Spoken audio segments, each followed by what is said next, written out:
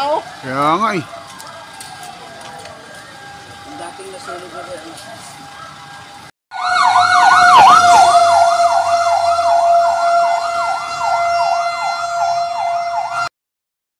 So what's up mga free? Good evening mga free.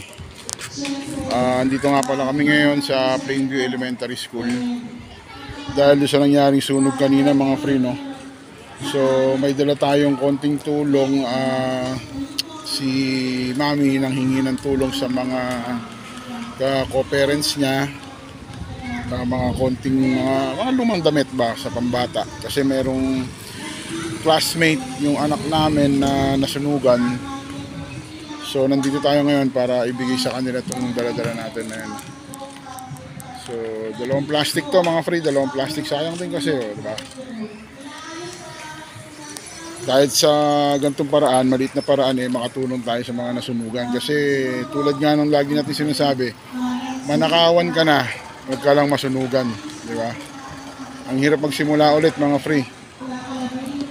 So yun, ganun lang. Tulad nga na sabi natin, no, sa maliit na paraan makatulong man lang tayo sa mga nasunugan kasi mahirap talaga magsimula. Ang hirap bumangon lalo na sa mga ganitong pagkakataon mga free. So yun lang. Sana marami pang magbigay dun sa post ni Mami sa Facebook na sa mga lumang damit. Kung meron sila, kami na yung nag-pick up. Actually, nag-pick up kami ngayon.